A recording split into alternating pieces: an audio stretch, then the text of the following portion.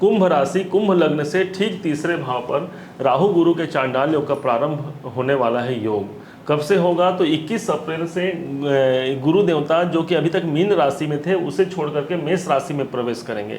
जैसे ही ये मेष राशि में प्रवेश करेंगे कुंभ राशि से तीसरे भाव अर्थात उनके पराक्रम भाव पर ही आ जाएंगे। पराक्रम भाव पर जैसे ही आएंगे, पहले से राहु देवता यहाँ पर विद्यमान थे।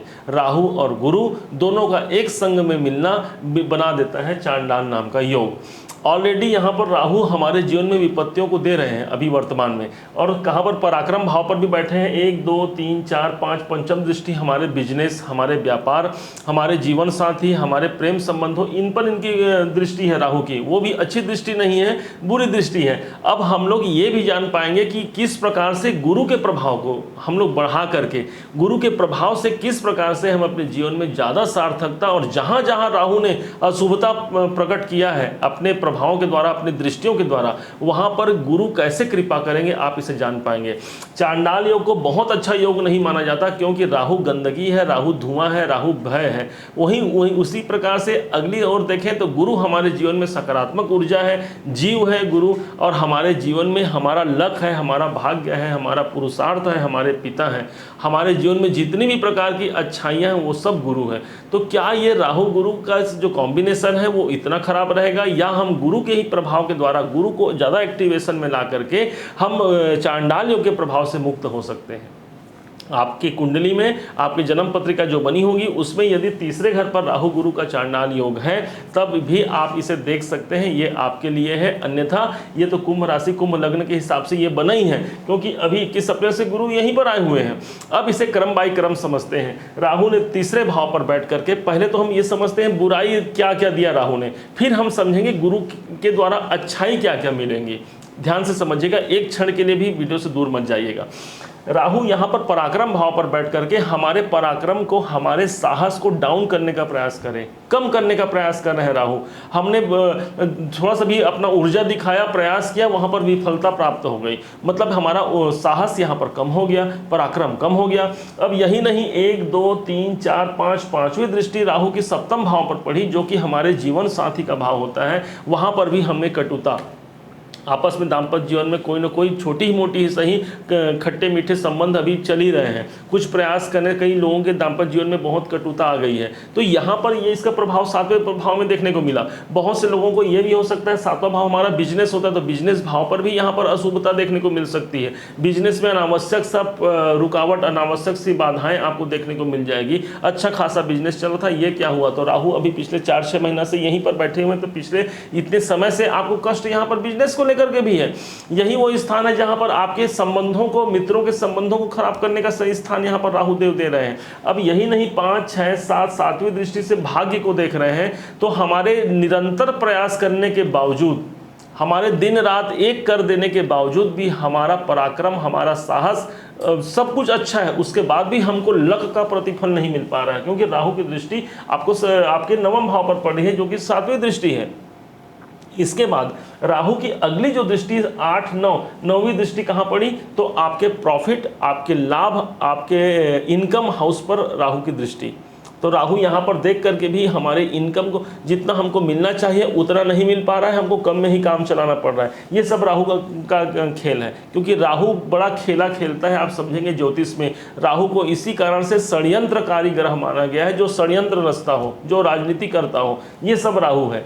अब राहु के द्वारा हमको लाभ में प्राप्ति, हमने जहाँ इतना हमको मिलना चाहिए था नहीं मिल पाया। अब क्या हम गुरु से कोई आसरा बांध सके? तो ज्योतिष की माने तो राहु और गुरु दोनों एक संग चांडाल योग बना दिए हैं। तो राहु जहाँ जहाँ जैसा कार्य करेंगे गुरु को उनके साथ में करना ही पड़ेगा, क्योंकि राहु जो है वो छाया के प्रतिरूप माने गए हैं, छाया कारक माने गए हैं। हमारे शरीर की जो छाया बनती है वही राहु है, समझिए। अब जब छाया का ग्रह स्वयं जीव में समाहित हो जाए, अर्थात शरीर में आ जाए, गुरु कौन है? तो गुरु शरीर है, तो छाया किस में आ गया? गुरु में आ गया। मतलब जहाँ पर छाया जाएगी, जहाँ पर ये शरीर जाएगा, उसके साथ साथ ही वो छाया चलती जाएगी।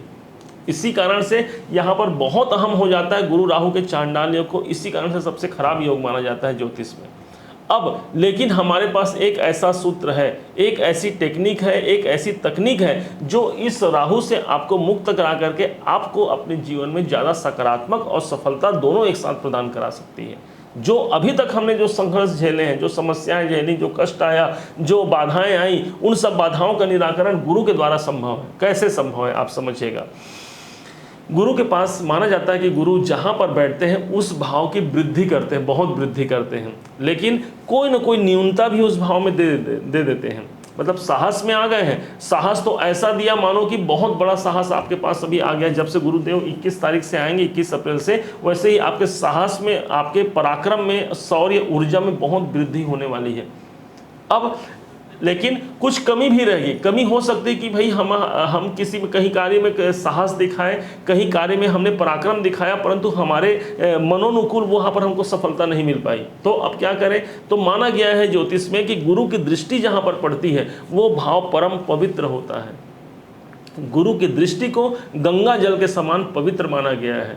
तो भाई कैसे इस पवित्रता को हम अपने जीवन में सिद्ध कर सकते हैं, हम अपने जीवन में अप्लाई करके हम लाभ ले सकते हैं, तो उसी पर अब बात करने वाले हैं आगे। आइए, तो गुरु की दृष्टि, आपको एक चीज़ और बता दें कि राहु और गुरु दोनों की दृष्टियां एक समान होती है। मतलब 5वीं, 7वीं और 9वीं, ये तीनों दृष्टियां राहु के पास भी है और ये तीनों दृष्टियां गुरु के पास भी है। इसलिए जहां राहु ने बिगाड़ किया है उसी भाव को ठीक करने का प्रयास करेंगे गुरु। आप ऐसा समझिए, गुरु जहाँ पर बैठते हैं, गुरु के विषय में कहा जाता है कि गुरुर ब्रह्मा गुरुर विष्णु गुरुर्देवो महेश्वरा, गुरु साक्षात परब्रह्म तस्मै श्री गुरुवे नमः। तो गुरु ब्रह्मा, विष्णु, भगवान शिव, इन तीनों के स्वरूप अकेले गुरुदेव हैं। तो गुरु के पास वो सामर्थ्य है, वो शक्ति है कि वो आपके जीवन को परिवर्तित कर सकते हैं, क्योंकि त्रिदेवों की शक्ति गुरु के पास आ गई है। अब गुरु जहाँ पर उनकी दृष्टि होती है, दृष्टि का तात्पर्य आप ये समझेंगे, गुरु की जहाँ पर कृपा होती है वो स्थान आपके जीवन में सर्वाधिक शुभता लिए हुए रहेगा। कहाँ पर लिए हुए रहेगा? पराक्रम, साहस भाव पर आया हुआ है। पहली दृष्टि समझते हैं, 1 2 3 4 5, 5वीं दृष्टि आपके सप्तम भाव पर। सप्तम भाव काहे का होगा? सप्तम भाव हो गया आपके बिजनेस का, आपके व्यापार का। व्यापार भाव पर गुरु की दृष्टि आपके व्यापार को शुभता करने के लिए आया हुआ है। व्यापार में अपने कार्य क्षेत्र दशम से दशम है, इसलिए आप जो भी कार्य करते होंगे आपके कंप्लीट कैरियर में, आपके कर्म क्षेत्र में आपके अच्छे परिवर्तन को लेकर के गुरु की दृष्टि यहाँ पर पड़ी हुई है। देखिए, ये बात मत भूलिएगा कि राहु और गुरु दोनों की दृष्टि यहाँ पर पड़ी हुई है। हम अब गुरु को कैसे बलिष्ठ बनाना है इस पर ध्यान देना है हमको। गुरु और राहु से, राहु को कैसे अलग करना है और गुरु को कैसे हमको बलिष्ठ बनाना है, कैसे उसको प्रभाव में लाना है, इस पर हमको ध्यान देना पड़ेगा। तो गुरु, पहले तो बात कर लेते हैं उसकी प्रभाव को। तो गुरु यहाँ पर बिजनेस को प्रभावित करेंगे, बिजनेस अच्छा बनाने का प्रयास करेंगे। जिनके विवाह नहीं हुए हैं, विवाह में होने की संभावना बहुत अधिक बन जाती है। क्यों बन जाती है? क्योंकि गुरु विवाह के कारक है, और खास करके कन्याओं के विवाह के लिए, कन्याओं के विवाह के लिए गुरु का गोचर देखा जाता है। और गोचर आज अनुकूल है, 21 अप्रैल से अनुकूल हो जाएगा और लगभग 1 वर्ष तक रहेगा। 21 अप्रैल से अगले 1 वर्ष तक, लगभग 13 महीने का गोचर होता है गुरु का। तो अब यहाँ से गुरु जब देखेंगे तो आपके विवाह की बात करेंगे, आपके मित्रों का आपको कृपा मिलना प्रारंभ हो जाएगा। मित्रों से संबंध अच्छे बना करके रखना है, मित्रों से आपको लाभ होने वाला है, क्योंकि गुरु की दृष्टि पड़ी हुई है इस भाव पर। माना जाता है कि गुरु की दृष्टि जिस भाव पर पड़ती है उस भाव से जुड़ करके व्यक्ति उस भाव से अलग नहीं हो पाता, क्योंकि यही आपका मन होता है।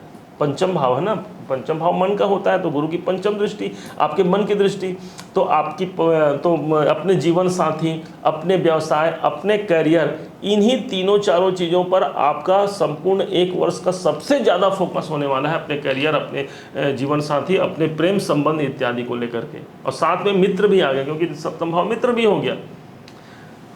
अब जब गुरुदेव यहाँ पर आएंगे तो ये अमुक चीज़ जो आपको बताएं वो दिए। अब इस भाव को एक्टिवेशन में कैसे लाना है, कैसे एक्टिव करें, प्रभावित ऐसा करें कि हमको हमारा राहु का हमको रिजल्ट ना मिले, हमको गुरु का रिजल्ट मिले भाई। क्योंकि राहु तो गंदगी का कार्य करेंगे यहाँ पर, तो हमारे सप्तम भाव पर और गंदा करेंगे तो हमको और नुकसान देखने को मिलेगा। तो गुरु को प्रभाव कैसे करना है? तो सप्तम भाव से जुड़ करके आपको रहना है। सप्तम भाव से जुड़ करके क्या कार्य हो गया? अपने जीवन साथी के साथ मिल करके रहना है, उनसे किसी प्रकार से झगड़ा, लड़ाई, तनाव इत्यादि नहीं रखना है। इससे क्या होगा, आपका सप्तम भाव एक्टिवेट हो गया।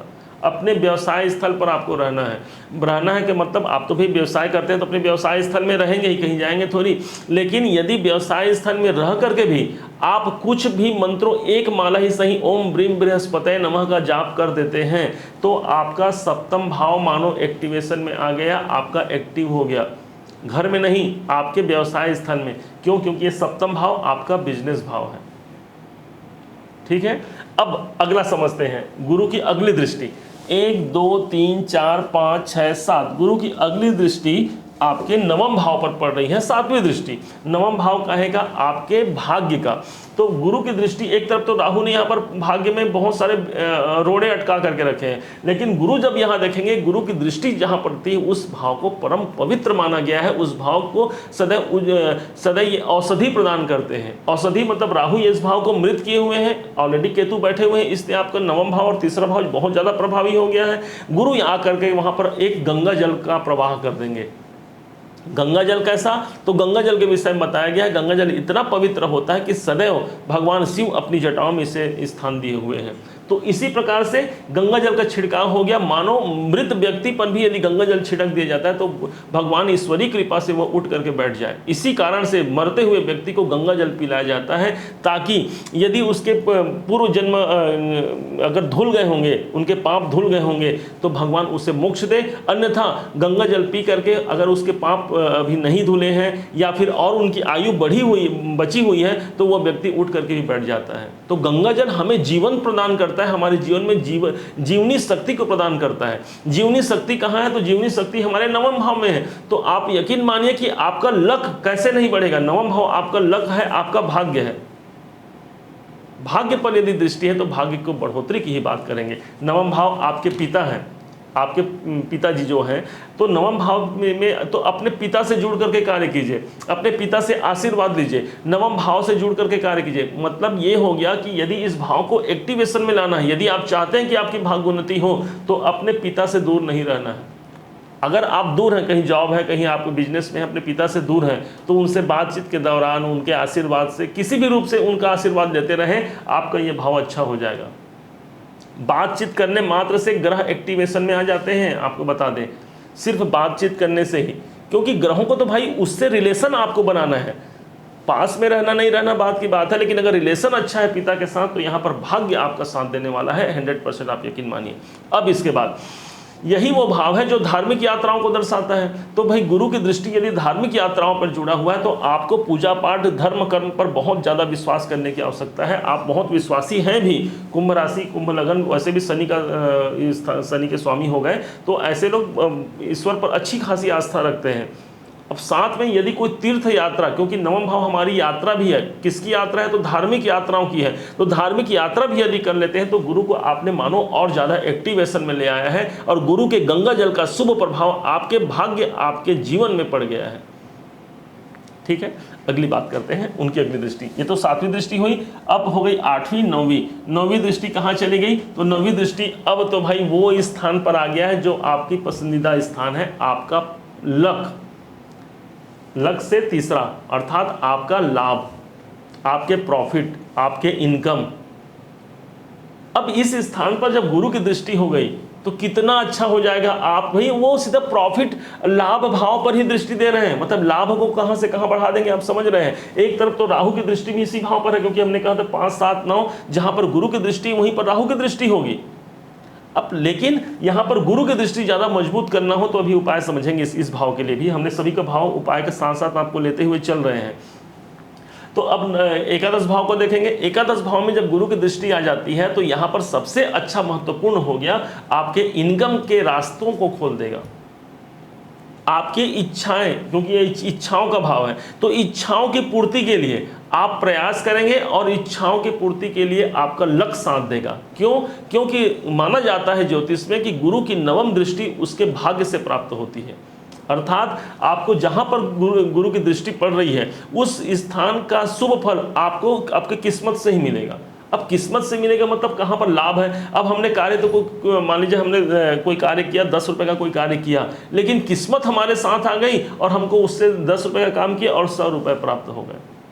तो इस प्रकार से यहाँ आपका भाग्य, आपकी किस्मत आपको साथ देने वाली है गुरु की यहाँ शुभता दृष्टि के कारण। अब इस भाव को एक्टिवेशन में कैसे लाएं? तो इस भाव को एक्टिवेशन में लाने के लिए आपको लाभ के मार्ग को खोजना होगा। लाभ देने के लिए ये तैयार है। केला तो आपको मिल गया, लेकिन केले छील करके खाना तो हमको ही है। उसी प्रकार से इस भाव को एक्टिवेशन में लाने के लिए आपको आपके लाभ के मार्ग को प्रशस्त करना होगा।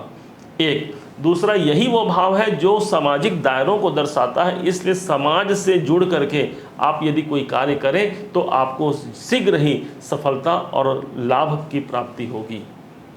यही अब जो समूह है, जो लोग समूह में रहते हैं, जहाँ पर भी जो अनाथालय हो गया या जहाँ पर बुजुर्ग महिलाएं रहती हों, या जहाँ पर कोई स्कूल जहाँ पर गरीब छात्राएं पढ़ती हों, कोई हॉस्पिटल जहाँ पर गरीब वर्ग के लोग जो अपना अफोर्ड नहीं कर पाते अपना चिकित्सा वगैरह, वहाँ जा कर के आपसे जो कुछ भी बन पड़ता है वो उनसे शारीरिक और मानसिक या आर्थिक रूप से आप उन्हें सहयोग कर दीजिए।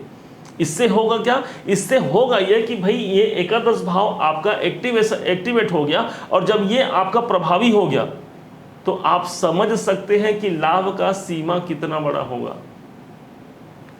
तो ये इस हिसाब से समझेंगे। अब कौन सा ऐसा प्रभावी उपाय है जो तीनों के हिसाब से हम एक ही कर लें? ये तीनों करना आपके लिए अनिवार्य है। यही गंगा जल है गुरु का, और ये तीनों आपका फिर से रिपीट कर देते हैं, आप भूल ना जाएं। पहला हो गया आपका सप्तम, आपका जीवन साथी, आपके मित्र और आपका व्यापार। ये यहाँ पर पहला गंगा जल पड़ा हुआ है गुरु का, जो यहाँ पर पवित्र करने वाले हैं। उस स्थान से जुड़ के रहना है आपको। फिर आपका लक, आपका भाग्य, पिता से और धार्मिक यात्रा या भगवान के चरणों पर अपना शीश नवाना मत भूलिए, यहाँ से आपको लक की प्राप्ति होगी। अनायास ही आपको मंदिर जाना चाहिए। वैसे तो मंदिर हर किसी हिंदू को, हर किसी सनातनी को जाना ही चाहिए, फिर भी आपके अभी गुरु की कृपा आपके नवम पर पड़ रही है तो मंदिर जाइए, वहाँ भगवान के चरणों पर माथा टेक के आइए। ये रखिए कि कौन सा मंदिर है, तो जरूरत नहीं कि किसी विशेष मंदिर में जाएं, जो आपकी इष्ट देवी देवता हो। भगवान शिव हो सकते हैं, माता जगदम्बा हो सकती हैं, श्री राम, श्री कृष्ण, श्री हनुमान जी, कोई भी देवी देवता हो जो आपके इष्ट हैं, वहाँ जाकर के एक माथा टेक करके आइए। मंदिर का वो स्थान माना जाता है जहाँ पर गुरु का स्थान होता है। प्रत्येक मंदिरों में बृहस्पति अपना निवास स्थान होता है मंदिर में, तो इसलिए वहां माथा टेकना आपके लाभ में वृद्धि करेगा। अब कौन सा ऐसा उपाय करें? तो एक ऐसा उपाय जो सर्वाधिक आपके लिए उपयुक्त हो, तो माना जाता है कि सबसे उत्तम जो उपाय है गुरु का, वो होता है हमारे घर में ईशान दिशा। ईशान कोण हमेशा, ईशान जो पूर्व और उत्तर का जो कॉर्नर होता है, ये हमेशा पवित्र रखें। कोशिश करें वो इस स्थान में किसी प्रकार की गंदगी ना हो। वहाँ पर एक केले का पौधा लगा दें। केले का पौधा जब वहाँ लगाते हैं, प्रतिदिन उसे पानी दें, सींचे, उसे खाद देते रहें। 2 अगरबत्ती जला करके ओम ब्रीम बृहस्पतये नमः आप वहाँ पर पाठ कर सकते हैं या ध्यान कर सकते हैं। यकीन मानिए जब आपका ईशान दिशा एक्टिवेशन में आएगा, गुरु आपका यहाँ पर आपके चार्ट में गुरु एक्टिवेशन में आ गया और राहु यहाँ पर परास्त हो जाएगा, गुरु के सारे शुभ फल आपको मिलने प्रारंभ हो जाएंगे। भगवान शिव की जटाओं में गंगा का निवास होता है, माँ गंगा का, और इसी कारण गंगा क्या है? गंगा ज्ञान का प्रतीक है, गंगा शांति है, गंगा ठंडा है। इसी कारण से भगवान शिव अपने जटाओं में रखते हैं, ताकि भगवान शिव के समान संसार में कोई ज्ञानी नहीं। कारण यही है कि उसने गंगा को अपने मस्तक पर धारण किया है। और तो एक जल लीजिए, जल में कुछ गंगा जल की बूंदें डालिए और भगवान शिव को बस अर्पण कर दीजिए, मंत्र बोल दीजिए ओम नमः शिवाय। तो इससे होगा क्या? इससे होगा ये कि हमने गुरु को स्थापित कर दिया है गुरु में। गुरु कौन है? ये बृहस्पति देव। और गुरु कौन है? तो गुरु हो गए हमारे गंगा जल। और जो जगत गुरु हैं वो कौन है? तो हमारे शंकर जी महाराज। और इसीलिए कहा जाता है कि क्या है वो, गंगा जी का पावन जल जो शिव को अर्पण करता, अश्वमेध के यज्ञ बराबर उसको फल है मिलता, उसको फल है मिलता, उसको फल है मिलता। गंगा जी का पावन जल जो शिव को अर्पण करता, अश्वमेध के यज्ञ बराबर उसको फल है मिलता। मुझे बहुत अच्छा गाना नहीं आता, बस आपको समझाने के लिए गा दिए, तो आप समझेंगे। वहाँ पर शिव को आप प्रसन्न रखना है, तो यहाँ पर से आपके चक्र में, आपके गोचर में जब गुरु मजबूत हो जाएंगे तो फिर कहना क्या क्या क्या नहीं देंगे गुरुदेव। उम्मीद है आप कुंभ राशि के जातक जातिकाएं इसे भली भांति समझ पाए होंगे। यदि आपको मेरे इस समझाने का प्रयास आपको सार्थक लगा तो आप एक कमेंट, प्यार भरा कमेंट जरूर कीजिएगा, अपना लाइक दीजिएगा। आपके एक लाइक और कमेंट से हमें बहुत मोटिवेशन मिलता है भविष्य में और वीडियो बनाने के लिए। और अभी तक आपने चैनल को सब्सक्राइब नहीं किया है तो सब्सक्राइब कीजिएगा और दूसरों को शेयर कीजिएगा, क्योंकि दूसरों को शेयर करके भी एक पुण्य की प्राप्ति होती है जो हम अपने खाते में डाल सकते हैं। पुनः एक बार फिर आप सभी का दिवस जो है मंगलमय हो, इसी शुभकामनाओं के साथ ओम नमः शिवाय।